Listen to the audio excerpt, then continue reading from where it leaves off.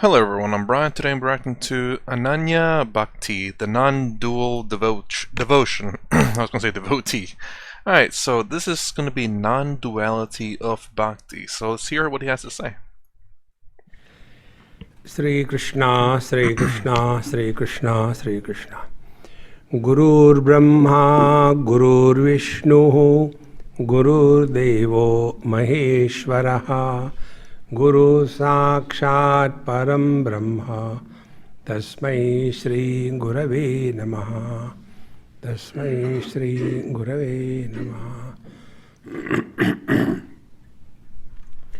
When we hear the word bhakti and then qualified bhakti called as Ananya Bhakti, what exactly it means? See? Bhakti is the result, the fruit, and the means are upasana. So going to the temple, ringing the bell, doing the naivedya, giving bath to the God, chanting the Lord's name, Hare Ram, Ram Ram, Hare Hare, Hare Krishna, Krishna Krishna, Hare Hare. This is upasana. It is not bhakti. Most of us mistake bhakti for upasana.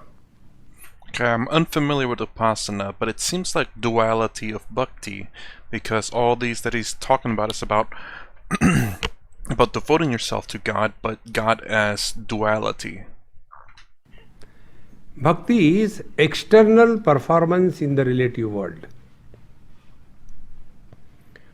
And not bhakti, upasana is external performance in the relative world, so that the devotion is discovered within. So what is outside is upasana, the means, and what is the goal is the devotion, bhakti, the goal. There is another word in Sanskrit which is used very commonly, but if we analyze that word, we come to know how wrong that word is, wrongly used or phrased. Paropakaraya satam vibhutayaha. The wise people are in this world for helping others. Para upakar. See. Whenever there is a sense of otherness, it is called as Anya. And when there is no sense of otherness, it is called as Ananya.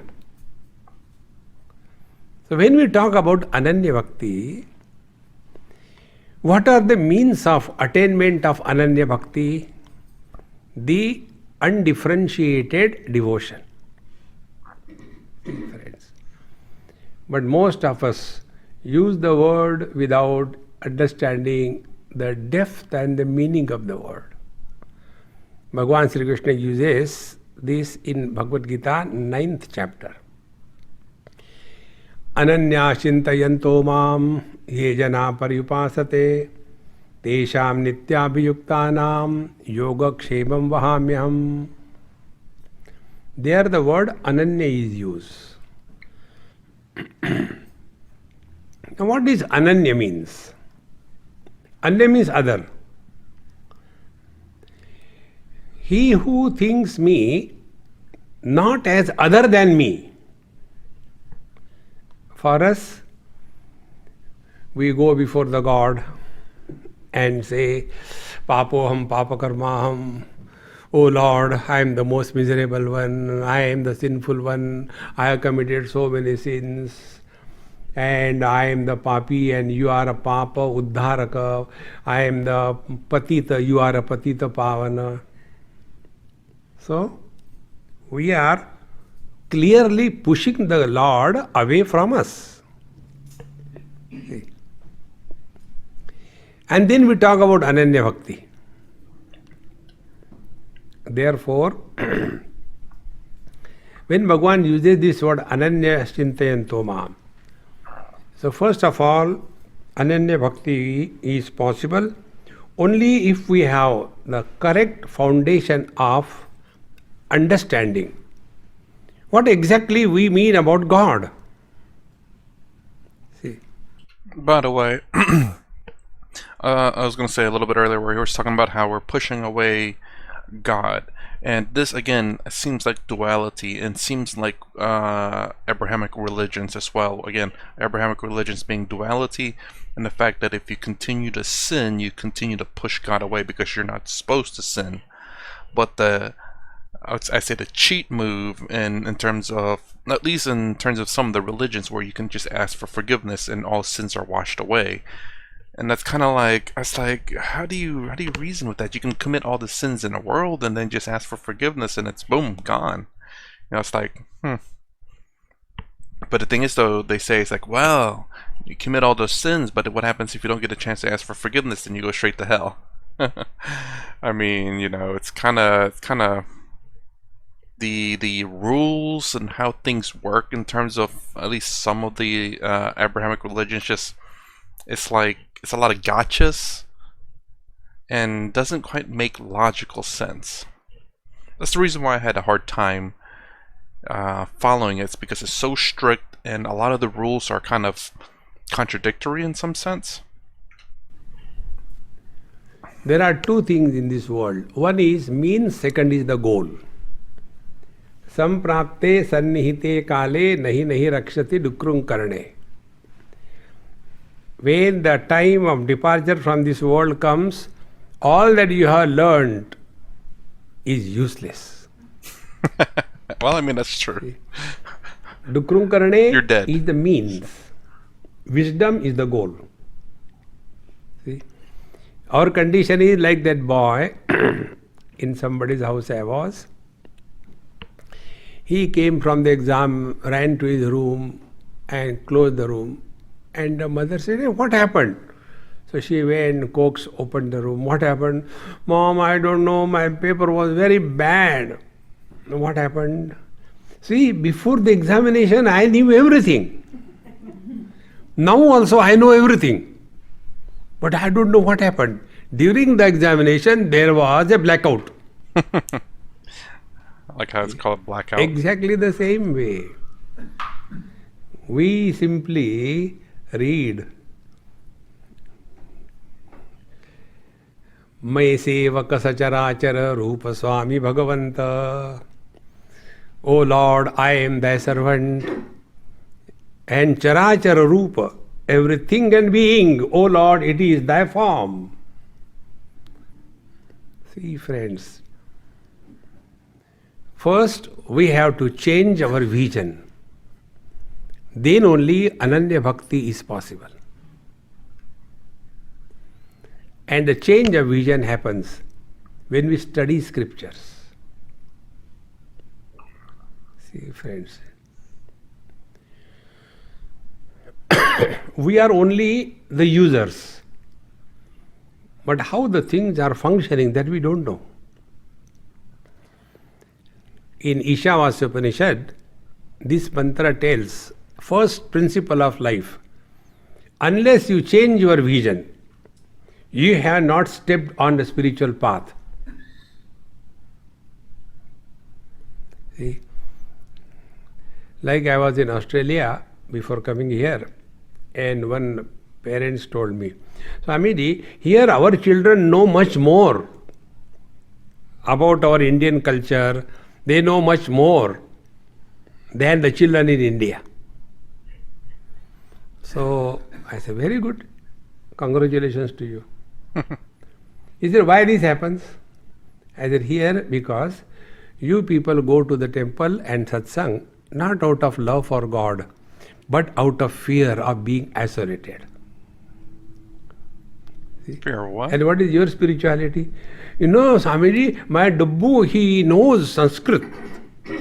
And that Dabbu is told, "Beta, chant before Swamiji." Oh, so he's in Washington, D.C. And I thought maybe the reason why they know so much about their culture is because they don't want to lose touch of it. You know, you wanna, generally speaking, the parents who generally immigrate to, I guess, other countries perhaps, they generally teach their kids about, the life back home. But that tends to get lost as, I think, second or third generation. At that point, they're just whatever country they're in. They kind of lose their, I guess, was it their heritage? Is that the right word for it? Heritage, I suppose. I mean, it kind of makes sense considering that if you don't plan on going back home, you kind of have to adapt to the culture that you're in. That way you're better suited to live in the culture that you're in, but it kind of sucks that you kind of forget maybe. And, kids tend to want to fit in, they don't want to be different. But what can you do? Tvameva mata cha, and the child is a typical American child. Better come on, say, Swamiji like say, Tvameva mata cha, pita tvameva, say, Tvameva bandhuscha. The mother says the whole shlok. And thereafter she says, see how nicely my child has said. Is that devotion? The heart where devotion is born, fear disappears. Confusion disappears. There is no doubt about anything. See, friends, can we claim that I lead my life fearlessly? The fearlessly doesn't mean an 18-wheeler truck is coming in front of you and you stand in front of. I am fearless. That is being foolish. Yes. It's not being fearless. There's a fine line between bravery and stupidity. See, friends, why this happens is only because our vision is lost in relative existence. I versus you. So the first principle for attainment of this Ananya Bhakti is first correct your vision. Like in our India, on every truck there is a divine message. Here you have to struggle for divinity. In India you get it free, even on the back of a truck. I don't know. You go like I think in most hotel rooms in the United States, there's a Bible. I think. I don't know if that's mandatory or not, but I don't know if that's a thing still now though. I don't know. It used to be in practically most hotel rooms there's a Bible. So, and I think you can actually probably keep it. Not sure. I think you're not supposed to, but some people just take it. Here on the back of the t-shirt, you get also a message. Don't disturb me, I am already disturbed. See, on one husband's t-shirt there was a message. I don't Google. My wife knows everything. Yeah. That is the message. In India we get a message. बुरी नजर वाले अपनी नजर test करा ले. Check your vision. The moment you change your vision, your perceptions will change. So what is Ananya Chintayanto Mam? How do we start? Where from to begin?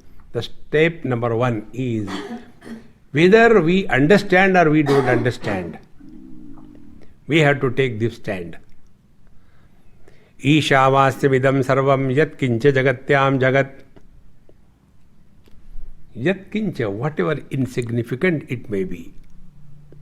Everything is a temple of divine residence. Everything can be. If we even start practicing it slowly, see, our interaction with the things, our interaction with the beings will undergo tremendous change. See, presently what happens? Worldly things are meant for us to indulge and enjoy. See, the consumerism society, the more things we accumulate, the more prosperous we are. The more options we give to ourselves, more rich we are. But is it prosperity and riches, or is it a slavery? See, friend. That is the question for sure. Are you sure that you have a choice in the matter, or are you tempted to get it and then are a slave to your desires? Thereafter, what is our life without this vision? Our life is very simple. Bhagavan Shankaracharya writes, Balastavad krida saktaha, Tarunastavad taruni raktaha, Vruddhastavad chinta saktaha, Parame brahmani kopina saktaha, Bhaja Govindam, Bhaja Govindam. If we are to write our biography in a line, what we will write? Right from childhood till date, we have been unsuccessfully struggling to fulfill all our desires. I meant to say also, and not only are you slave to your desires, but you're a slave to Maya, to this world, to this falsehood, to this idea that you are separate from everything, and also, the objective reality, or as Swami Sarvapriyananda says, the transactional reality. Because if you're a slave to this world, you're going to be constantly being born into it, this continuation of samsara. The reason is, vision has not changed. See, friends.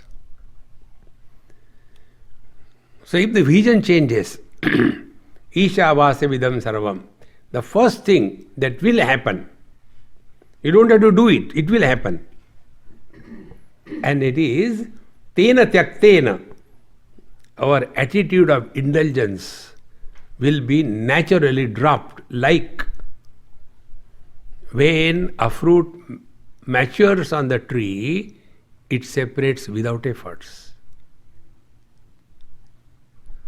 See. But for us, this world is a place of indulgence. So our whole life is only collecting the things, collecting to such an extent that there is no end. And where it ends? Coming Sunday, garage sale. Why garage sale? Because there is no place in the house to live. And all those things that were purchased were the necessary. Nobody is on sale. Anything which is on sale is the garbage in their inventory. They want to throw it out. See, friends. Therefore, tena tyaktena bhunjita. When the worldly things will stop attracting our mind, the mind will effortlessly become introvert. And when the mind becomes introvert, then alone we can contemplate, we can think. I'm wondering if this is also part of karma, though, karma yoga. I've always thought karma yoga to be physical action, but people have informed me it's also your thoughts, which is weird. I always thought jnana to be that, but I'm trying to think of how does karma yoga incorporates thoughts. But I guess it's intent, as opposed to gaining knowledge. Jnana is gaining knowledge. I thought of it thinking, but I think thinking about things is an intent or action, whether it be in the mind or physical. So perhaps not then. Normally, we worry. We don't think. Both are thoughts. Worries are thoughts, contemplation is thoughts. Karma, right? Thinking is karma. Okay. One example I give you. My meditation is when I do my ironing. And the irony in this country is people take out the things directly from the dryer and put on their body. They never have nicely ironed clothes, properly done, because simplicity, laziness. That's the way I do it. Really? So, one person asked me, Swamiji, why do you do that? I said, that is my meditation. What meditation? Now, be attentive. When your vision changes, what happens? One of the person who was also giving lectures like me, he asked me one day, Swamiji, you give so many examples. Which is the book source? Please tell me. I want to use it in my lectures. I said, number one, source you. You are my today's example. If your vision changes, be attentive. You are initiated in a process of contemplation, and through every interaction, you get a divine message. Whatever may be the interaction. Like today I was telling Arun, in New Zealand, we went for a nice long drive somewhere, beautiful, the second biggest lake in the world. 193 kilometers circumference. A big volcano must have been erupted or whatever, that was the one.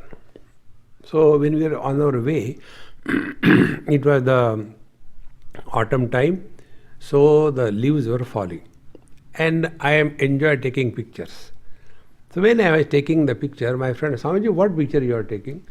I said, you tell me. He said, the trees and more and nothing. I said, no, I am seeing something different. What is that you are seeing? I said, the tree is the same.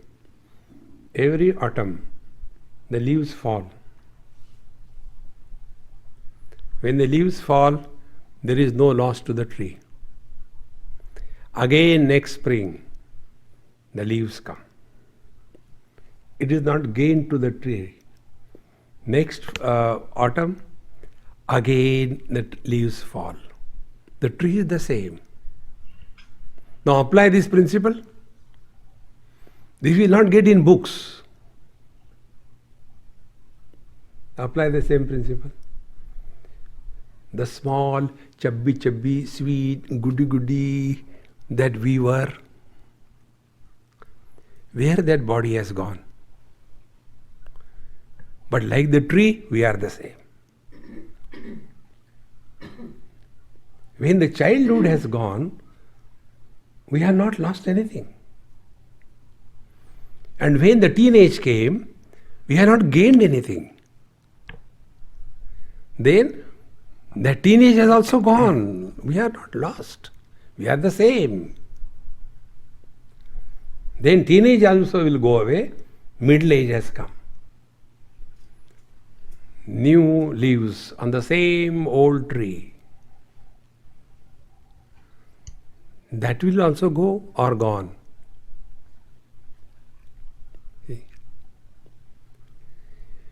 E go, E going, E gone. See, friends. So in that moment, he was talking about the Atman, I believe. I was going to say, because as you go from baby to child to teenager to young adult, middle age, and old, you're gaining mass. I mean, that's technically true, but you're also gaining knowledge and wisdom. But it's saying there's no change, and the only thing that doesn't change, from my understanding of Advaita Vedanta, is the Atman. It is unaffected by the Maya, the world. Unaffected by your emotions, your thoughts, your knowledge. It's pure. So I'm assuming that's what he was talking about there. Then that middle-aged body also has gone. Nothing happened to us. Then the old-age body, dilapidated, 85 not out. How does it matter? One day that will also drop. But you, the tree, are the same. Okay. Yastam Veda Savedavit. He who knows this tree, simply chanting mechanically, Urdhamulam Adarjagam Ashvatam Pravravyam, Jara sabji aur dena, Ashvatam Pravravyam, Chandamsi Yasya, Dal dalo yaar, Chandamsi Yasya Parnani. These are cartoons of spirituality. Yastam Veda Savedavit. Once you develop this vision, then you will see. You will never love, because devotion or love is not an action or a thought. See, we have this wrong understanding. Meditation is an action. Do you do meditation? No. Then what do you do? Frustration. See, friends. Similarly, I am doing devotion. Devotion can never be done. Devotion is not an act. It is an experience. Experience without thoughts. Experience without efforts. Experience which cannot be denied. That's interesting. Because so far as I've thought of bhakti devotion, is the fact that you're actively thinking of doing things for God. But perhaps is that the duality point of view, is to do things, actively think about doing things, saying, oh, this is for God, this is for God, my thoughts are for God. But he's talking about how it's an experience, devotion as an experience. I'm trying to think if there's anything, have I ever had that experience in my life? Devotion as an experience, not thought, not action. I don't think so. So I have no idea how a devotion without action or thought. Also, there's another thing I forgot, is that I guess a lot of the yogas are kind of intertwined, where bhakti goes into karma very well, because you can devote it to your actions, your thoughts. But interestingly enough, I think because what he's saying here is bhakti without thought or action as an experience is pure bhakti, as in it's not associated with karma at all. Generally speaking, I've always thought most things that we do in life incorporates a lot of the yoga, except for Raja, because that's meditation. That's something that you generally have to take time to focus on, at least from my knowledge and experience of it, because you're always thinking, you're always having to do something. You can easily do karma yoga in everyday life. You can easily devote yourself, bhakti yoga, to things in life. You can easily obtain knowledge about yourself. Well, I haven't gotten to that part yet, but I assume it's relatively easy.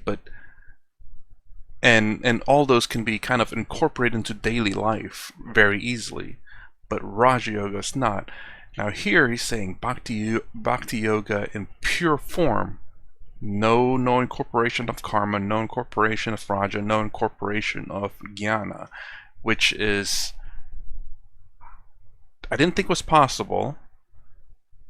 Although I know you can follow individual steps, but I always thought there's always a blend between the different yogas.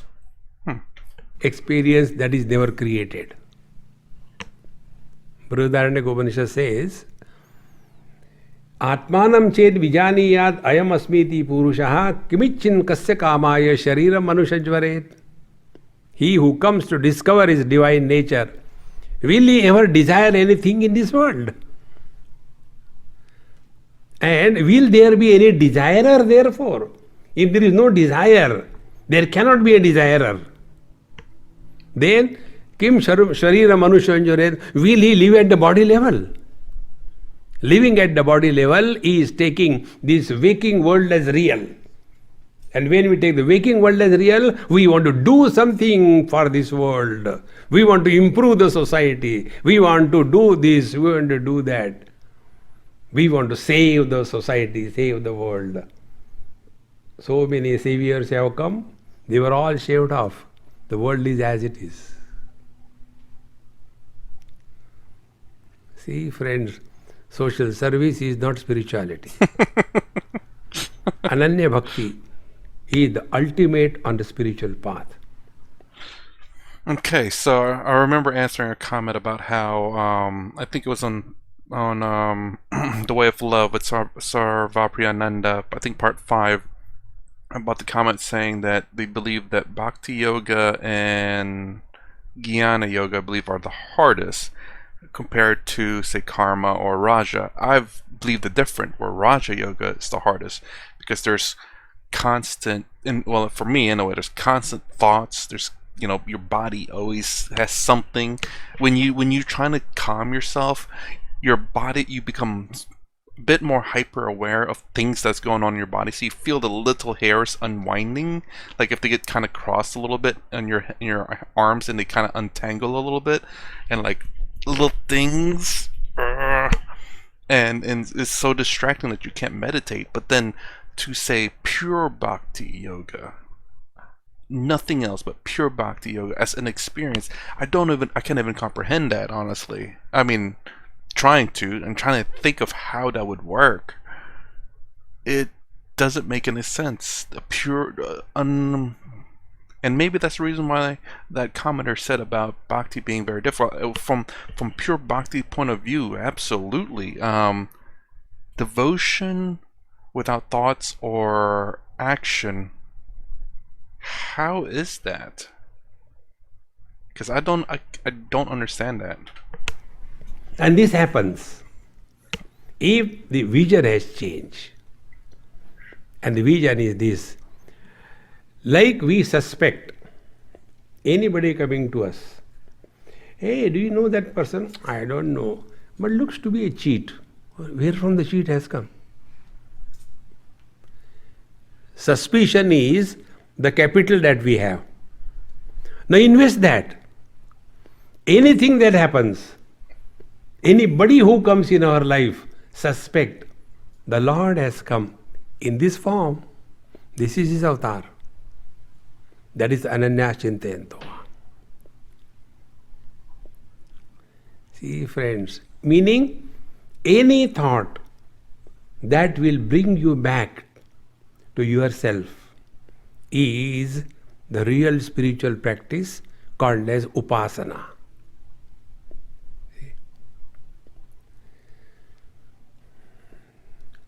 Therefore, when I do ironing, what I have learned, when we take out the clothes from the dryer, and the lungi, when you see, it is filled with lots of wrinkles. It doesn't look good. So when you move the iron box, in India, the iron box is called as istri. And in UP, they cannot pronounce anything without adding E before sa. Star they cannot say. They say istar, istyle, ispeak, ismile. Similarly, istri. It's very hot. See? So, when you move that iron box, where do the wrinkles go? They go nowhere. Because they exist not. They only appear. So will you go on fighting with those wrinkles? No. They are only appearances. And you will not unnecessarily waste time. But why the wrinkles come? No, they are removed. That's it. In the same manner, live in this world without asking questions. Why? Because the sky is too high. Face the challenges as it comes, cheerfully and happily, as a blessing in disguise.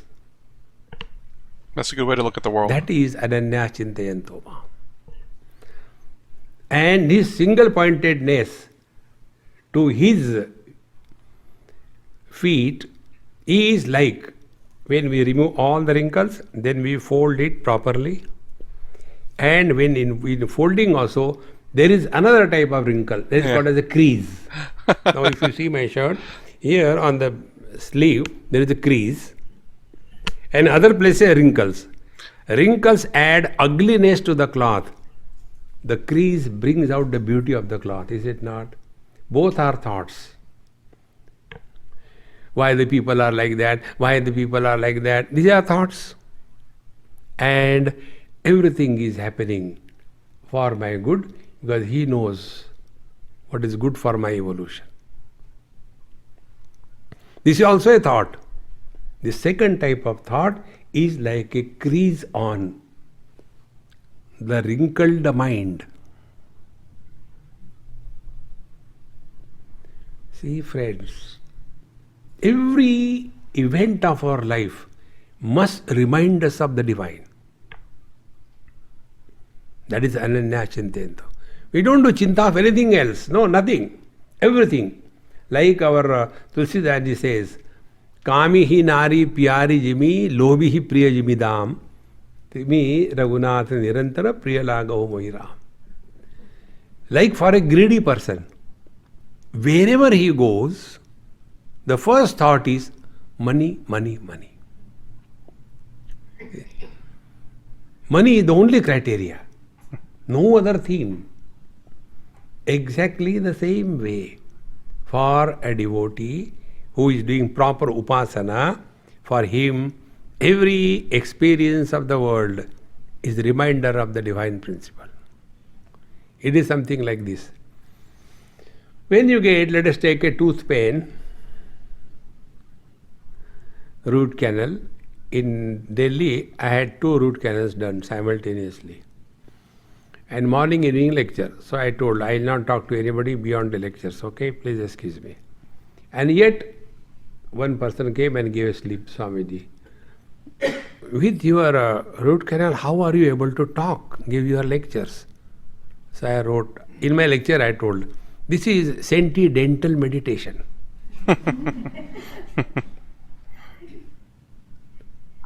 See, friends.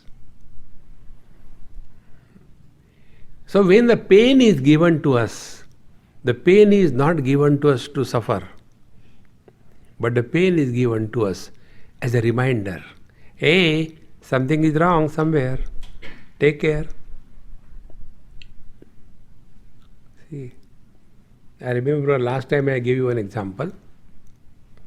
How we don't take care of the messages of the Lord. And then we think about, I am a devotee of the Lord, forget about it. See, there was one doctor, she is a gynecologist. Therefore, all medicines are available to us, her. So she was taking painkiller one after another. When there is pain, take the painkiller. And you know the worst profession in the whole universe is a gynecologist. You have to stand there all the time, and those useless fellows come at the odd time.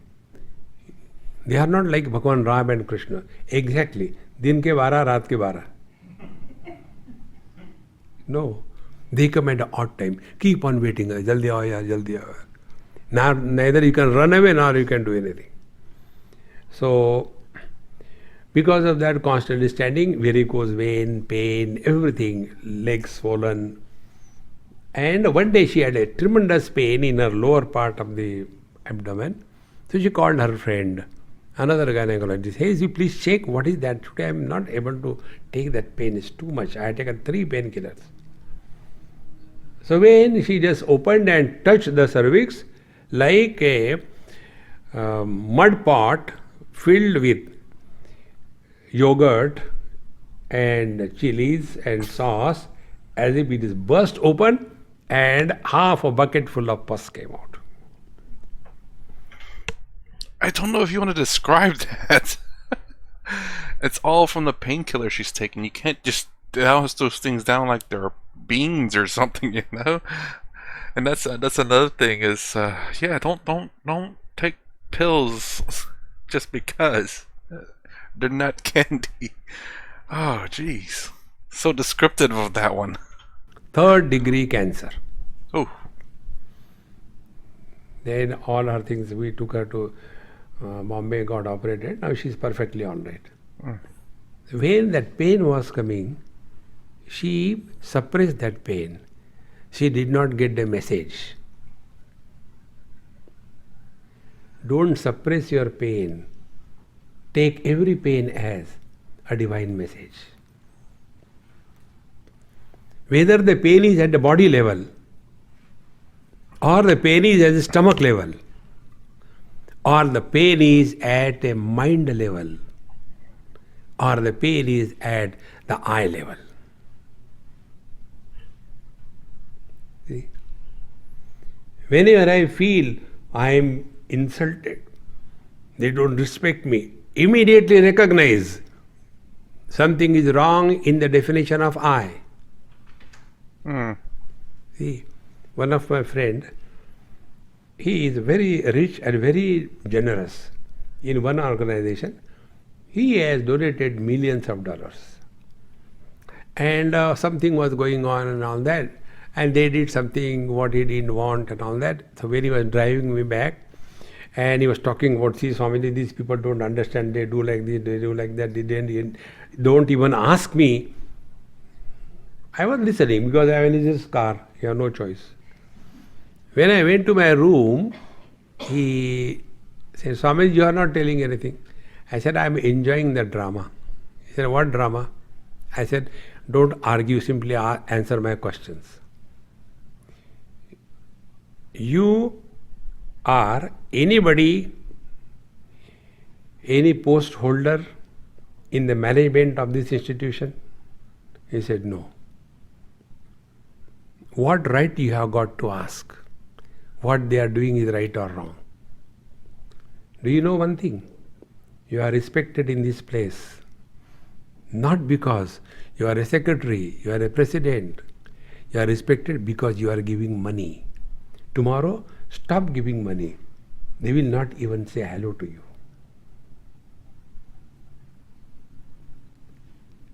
Friends, we don't realize this. And then get hurt. हमने बच्चों के लिए इतना किया, क्या किया? Who needs whom? Do the children need the parents or the parent need the children? Think, friends. The day you start contemplating in these lines of thinking, then you will come to know all those who are miserable, they do not exist like the wrinkles on the lungi. See? This happened in Germany many years before. After my retreat was going on the second day, one German lady came and said, Swamiji, you should have come in my life 25 years before. I said, even then I would not have married you. He said, no, not for marriage. I would not have divorced 3 times. Now I understand where I had gone wrong. I said, okay, now you answer my questions. Barter system, nothing is free. So when you got married for the first time, for our understanding we give some, like Wi-Fi. So W1 and that husband was H1. So W1, H1 was the first marriage, yes. Then you divorce. Then again second time you got married, W2, H2. Then third time W3, H3. So the question is, W1 is equal to W2 is equal to W3 is equal to what? Where those 3 wives have gone, who were miserable? Where have they gone?